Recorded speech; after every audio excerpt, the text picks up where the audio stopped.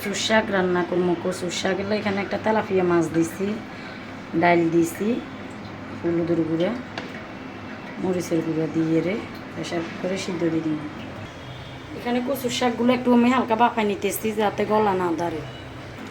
Tilapia মাছগুলোরে হলুদ মরিচ মাখিয়ে রাখছি, ভাজি করে লমো। এখানে আবার আমি সিম আর আলু কুটে লুছি, এগুলো দিয়ে রান্না করবো তেলাপিয়া মাছ। তেল গরম হয়ে গেছে, মাছগুলো এক একটা করে ভাজি করে নিব। এখানে যে আমি কচুর শাকগুলাই ডাইলিয়া করছি মাছ দিই, ডালগুলো সিদ্ধ হয়ে গেছে। এখন কচুর শাকগুলো দিয়ে দিব।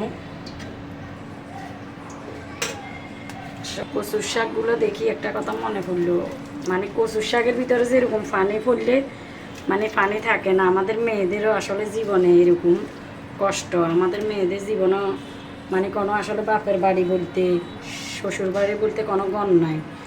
মৃত্যুটাই সত্য, মৃত্যুর পরে কবরে হয় মেয়েদের আসল ঠিকানা, আসল ঘর। কচু পাতার ভিতরে পানি পড়লে দেখিয়েন পানিগুলো থাকে না। তো দ্রুপ মেয়েদের জীবনও এরকম। মেয়েরা স্বামীর বাড়িতেও বাড়ি নেয়, বাপের বাড়িতেও বাড়ি নেয়। একটা সময় স্বামীর বাড়িতে, একটা সময় বাপের বাড়িতে, মেয়েদের কোনো বাড়িই হয় না। কচুর শাকগুলো দেখে ওই কথা মনে পড়লো, তাই আপনাদের সাথে একটু শেয়ার করলাম আর কি কথাটা। মাছ রান্নার লাই এখানে পেঁয়াজ দিয়ে দিচ্ছি। আমার মাছগুলো রান্নার জন্য এখানে হলুদের গুঁড়ো দিয়ে দিলাম, মরিচের গুঁড়ো দিয়ে দিলাম। আমি একটু জাল জাল করে করবো। আমরা জাল বেশি খাই, কারণ সব তরকারিতে একটু জাল বেশি দিয়ে হয়।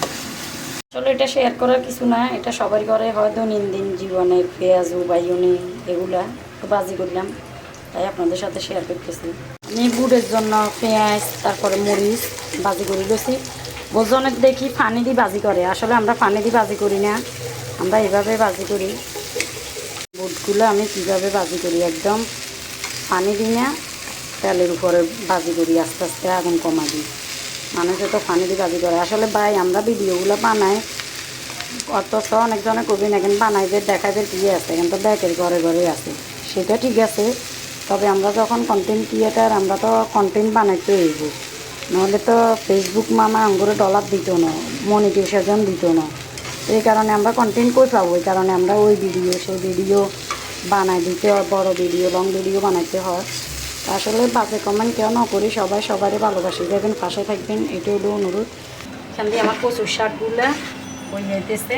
কচুর শাকগুলো আবার আমি আরও ঘন হইলে তারপরে গুড়িয়ে নাম। কচুর শাকের আসলে কালার এরকম, কচুর শাকের কালার কালসা থাকে। আমার মশলাগুলো কষানি হয়ে যাচ্ছে, আমি আলু আর সিমগুলো কষাই, তারপরে মাছ দিয়ে দিই। আমার 3টা চুলা থাকার কারণে, 4 চুলা আর কি, 2 চুলা এখানে 2 চুলো এখানে থাকার কারণে আমার সুবিধা হয়। আমি গরম পানিগুলো সিদ্ধ করে নিচ্ছি। এখন এখানে আমি গরম পানিগুলো দিয়ে দিই। আমার সিমগুলো কষানি হয়ে যাচ্ছে। এখানে আমি মাছগুলো দিয়ে ভাজি করে রেখেছি যে একটা একটা করে।